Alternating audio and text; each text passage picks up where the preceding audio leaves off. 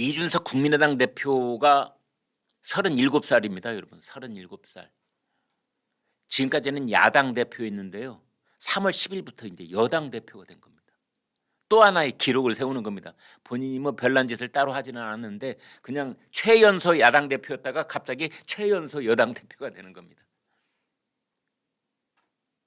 이 이준석 대표의 이번 대통령 선거를 치르는 과정에서의 공과를 여러분은 어떻게 보십니까?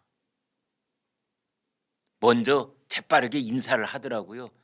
아까 조금 전에 말씀드린 권영세 국민의힘 사무총장이 사무총장 내놨거든요. 그러자 이준석 대표가 얼른 그 자리를 원래 있었던 한기호 사무총장을 딱 앉혔어요. 자기 사람으로 그냥 빈자리만 나오면 탁탁 넣는 겁니다. 지금 당대표 비서실장, 전략기획 부총장, 여의도 연구원장, 뭐 중앙연수원장 여기도 곧 인사한답니다. 누가? 이준석 당대표가 탁탁탁 진용을 갖추는 거죠. 자기 사람으로. 이준석 당대표 공과가 있는데 첫 번째는요. 제가 그냥 간략하게 말씀을 드립니다. 선거 막바지까지 지나친 낙관론을 그 방송국에 나가서 공개적으로 얘기한 그런 잘못이 있습니다. 10%. 이준석의 10% 어디로 갔습니까? 공개된 마지막 여론조사가 6에서 8%포인트쯤 나왔고 깜깜이 기간 동안은 더 벌어졌다고 호언장담하던 이준석. 그래서 어쩌면은 보수 결집에 김을 뺀 사람.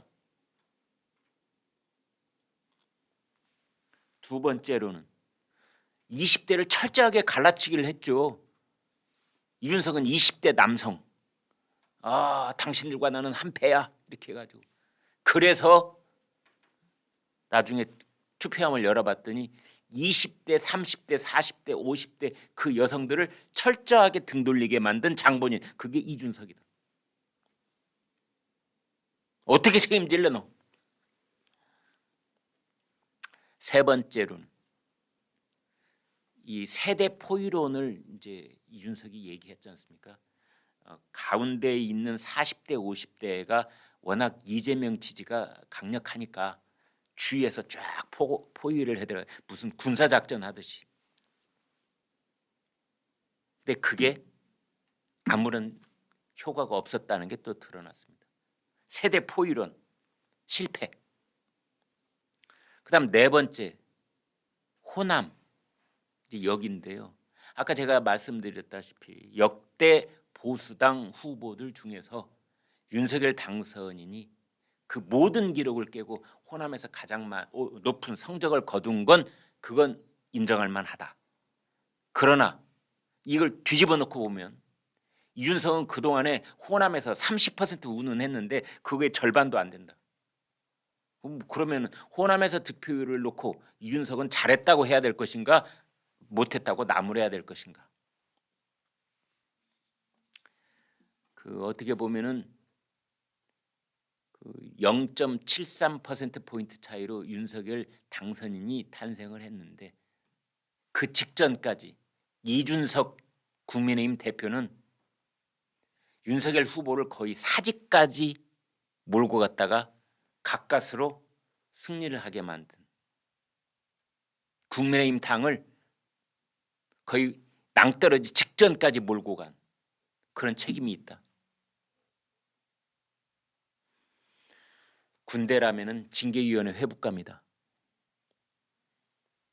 병사들의 목숨을 그 위험 지경까지 가게 한 것. 비록 뭐 전투는 아군 피해도 많았지만 그래 뭐 0.7%포인트 차로 전투는 이겼다고 하지만 거의 목숨이 왔다 갔다 하는 지경까지 그 위험의 지경까지 몰고 간 책임은 물어야 된다.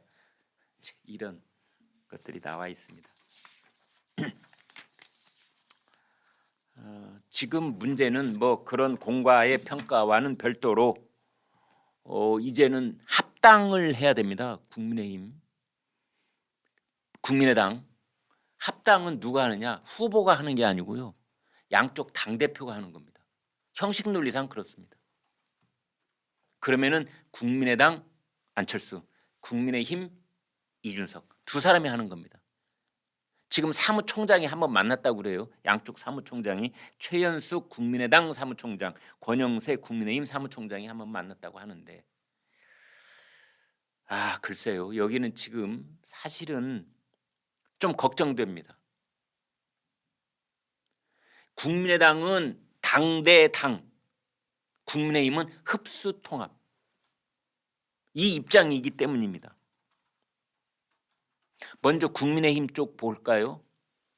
국민의힘 쪽에서는 우리 당 의석이 110석이야. 저쪽은 3석이야. 아니 3대 100이 붙는데 그게 1대1로 한다는 게 맞아? 안 맞죠.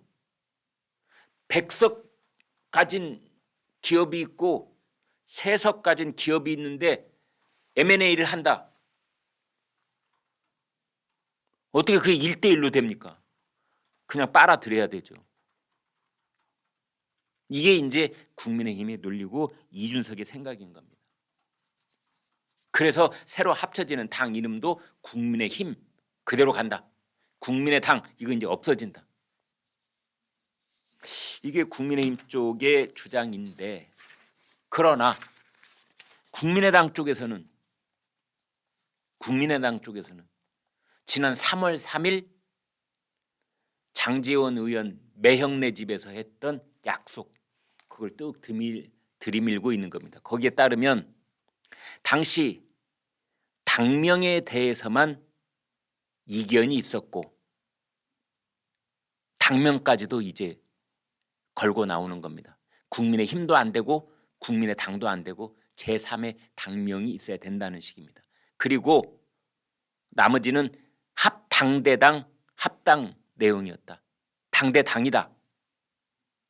당 지도부, 최고위원 이미 일부 인사가 들어가 있고 당협위원장, 공천관리위원회 여기도 안철수의 몫을 내놔라.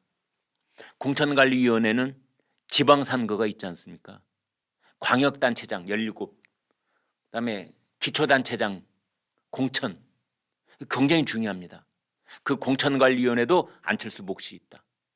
당협위원장도 안철수 몫이 있다. 지금 최고위원도 이미 들어가 있다. 국민의힘 당 조직에도 이미 지도부에 들어가 있다.